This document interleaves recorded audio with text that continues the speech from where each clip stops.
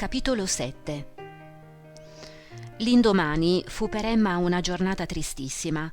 Tutto le sembrava avvolto da una nera atmosfera che galleggiasse confusamente sulla superficie delle cose, e il dolore si ingolfava nella sua anima con fiocchi ululati, come fa il vento d'inverno in un castello abbandonato.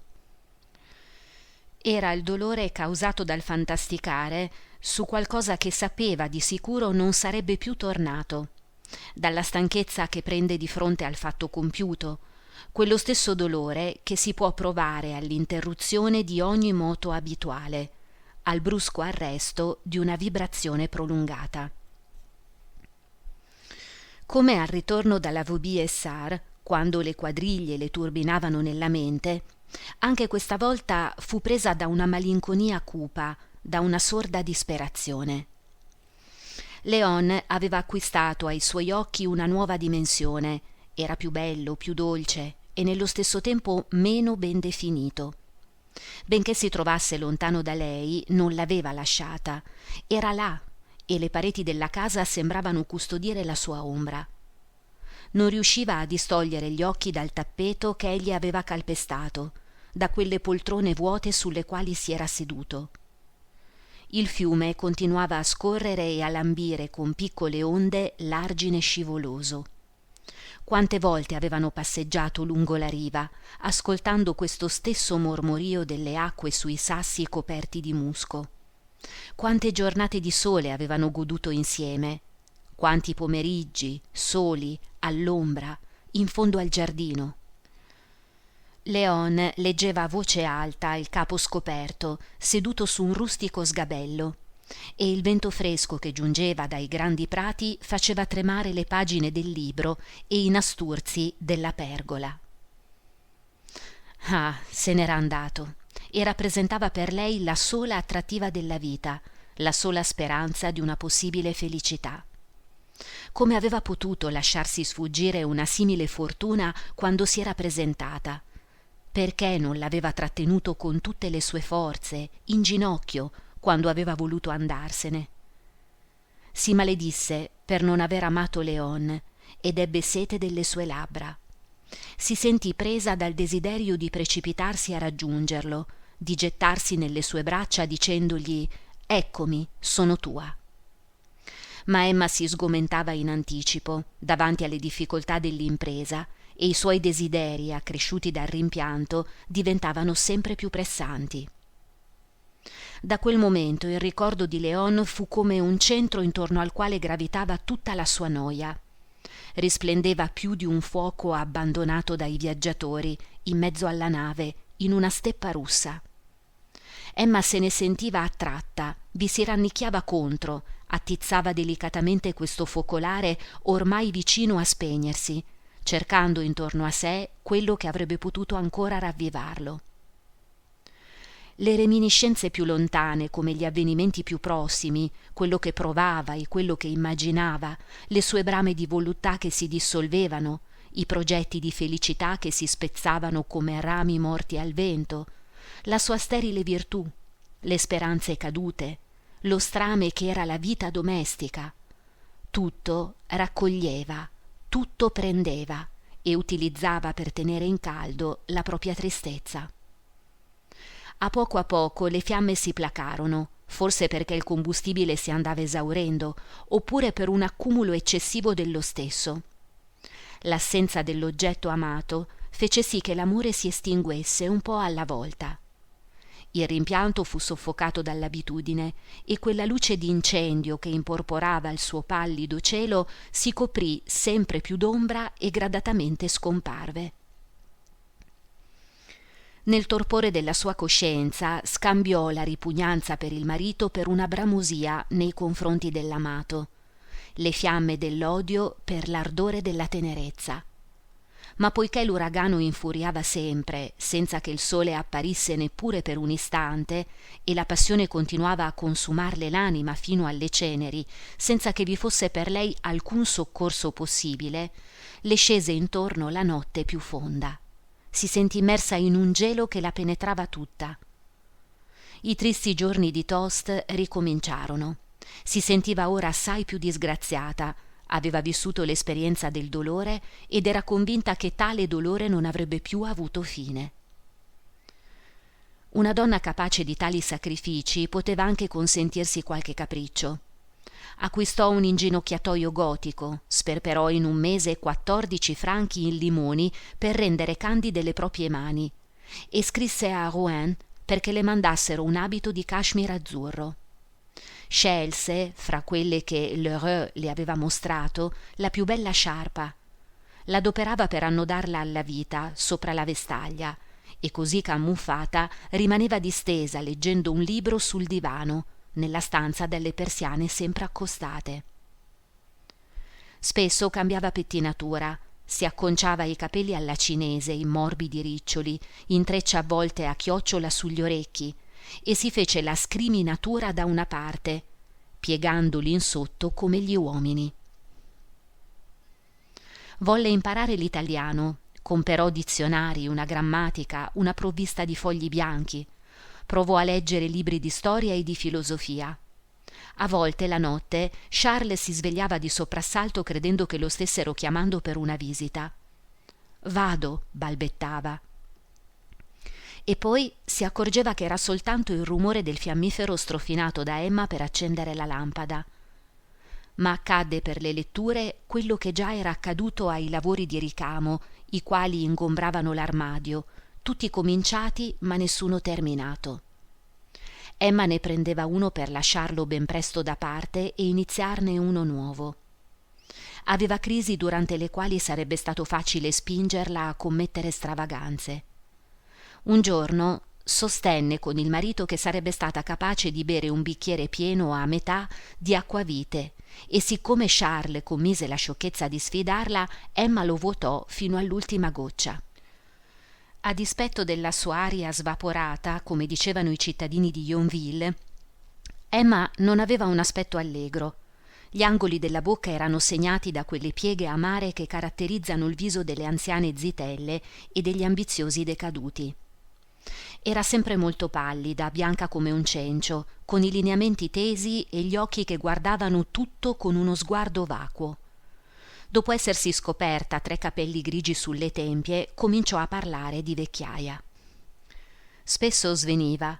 Un giorno ebbe perfino uno sbocco di sangue. Charles si spaventò e lasciò trasparire la sua inquietudine. «Ah», disse Emma, «ma che importanza ha?» Charles andò a chiudersi nello studio e pianse con i gomiti appoggiati sullo scrittoio, seduto sulla poltrona da ufficio sotto la testa per gli studi di frenologia. Scrisse alla madre pregandola di venire e le loro lunghe conversazioni ebbero Emma come costante argomento. Quali decisioni prendere? Che cosa potevano fare dal momento che ella rifiutava ogni cura? «Sai cosa ci vorrebbe per tua moglie?» diceva la signora Bovary madre. «Dovrebbe avere delle incombenze che fosse obbligata a svolgere, delle occupazioni materiali. Se fosse costretta a guadagnarsi il pane, non avrebbe tempo per tutte quelle fantasie suggerite dalle innumerevoli idee che le frullano per la testa e dall'inattività in cui vive». «Eppure è molto occupata», ribatteva Charles. «Occupata a far cosa? A leggere romanzi, cattivi libri, opere contro la religione, nelle quali ci si burla dei preti con idee prese da Voltaire. Tutto questo porta lontano, ragazzo mio, e chi non ha religione finisce sempre per imboccare una cattiva strada». Venne deciso allora di impedire a Emma di leggere romanzi. L'impresa non sembrava facile. Se ne incaricò la buona signora. La prima volta che fosse passata da Rouen doveva andare personalmente dal bibliotecario e comunicargli che la nuora intendeva disdire gli abbonamenti. Non era del resto loro diritto rivolgersi alla polizia se questo signore avesse continuato ugualmente nella sua opera corruttrice? I saluti fra suocera e nuora furono gelidi.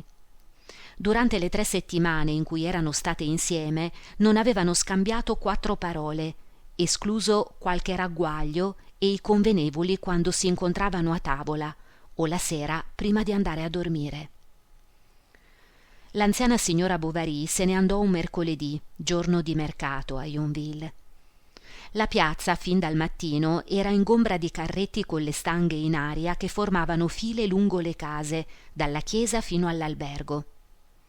Dall'altro lato c'erano banchetti coperti di teloni, ove si vendevano cotonine, coperte, calze di lana, cavezze per cavalli e nastri azzurri avvolti su se stessi, ma con un'estremità svolazzante al vento.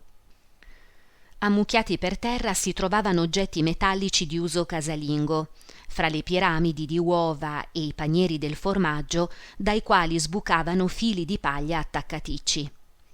Accanto alle trebbiatrici starnazzavano le galline, chiuse in gabbie basse fra le sbarre delle quali facevano passare la testa.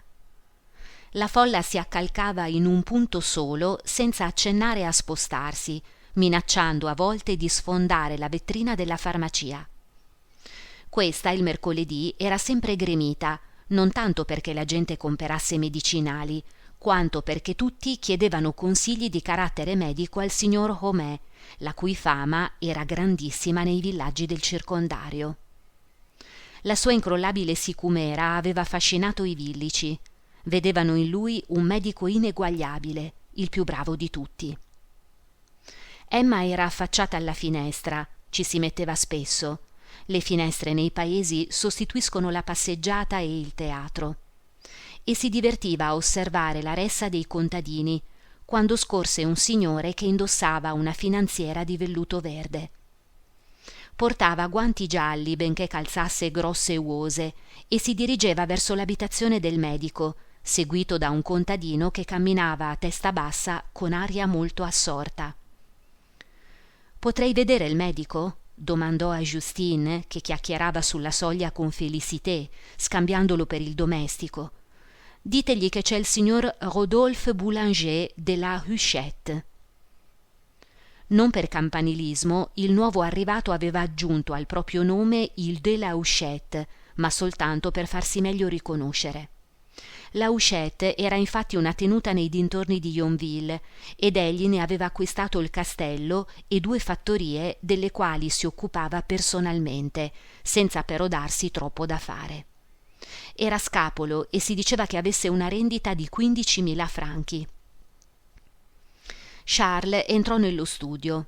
Il signor Boulanger gli presentò il proprio famiglio, che desiderava essere salassato poiché soffriva di formicolii in tutto il corpo.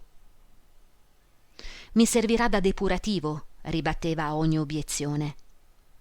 Bovary cominciò col preparare una benda e una bacinella e pregò Justine di reggerla. Poi si avvicinò al contadino che era già impallidito. «Non abbia paura, giovanotto». «No, no», rispose l'altro, «faccia pure». E con aria spavalda tese il braccio muscoloso. Il sangue sprizzò quando la lancetta incise la pelle e andò a imbrattare lo specchio. «Avvicina la bacinella», esclamò Charles. «Ma guarda», disse il contadino, «sembra proprio una fontanella. Che sangue rosso ho. Dovrebbe essere buon segno, no?» «A volte non sentono niente a tutta prima», commentò l'ufficiale sanitario, «poi è facile che si manifesti una sincope, e di solito in individui robusti come costui». A queste parole il contadino lasciò cadere l'astuccio che rigirava fra le dita. Con un sussulto delle spalle fece scricchiolare lo schienale della sedia e gli cadde il cappello. «Me lo aspettavo», disse Bovary, premendo un dito sulla vena. La bacinella incominciò a tremare nelle mani di Justine, gli si piegarono sotto le ginocchia e diventò sempre più pallido. «Emma! Emma!» chiamò Charles. Emma scese le scale di un balzo. «Dell'aceto!» gridò il marito. «Santo cielo, 2 alla volta!» E per l'agitazione non riusciva a bendare il braccio. «Non è nulla», disse tranquillamente il signor Boulanger, prendendo Justine fra le braccia. Lo mise seduto sul tavolo con le spalle appoggiate alla parete. La signora Bovary gli slacciò la cravatta, si formò un nodo nei cordoncini della camicia. Ella dovette armeggiare per qualche istante con dita leggere sul collo del ragazzo. Poi versò un po' di aceto sul fazzoletto di batista e con esso gli tamponò leggermente le tempie, soffiandoci sopra con delicatezza. Il contadino tornò in sé, ma lo svenimento di Justine durava ancora e le pupille non si vedevano più. Restava visibile soltanto la cornea, scialba come fiori azzurri nel latte. «Sarebbe bene non fargli vedere questa roba», disse Charles. La signora Bovary prese la bacinella per metterla sotto il tavolo. Chinandosi fece un movimento che le allargò la veste tutt'intorno, sulle piastrelle dello studio. Indossava un abito estivo a 4 balze, giallo, con la vita lunga e la gonna ampia.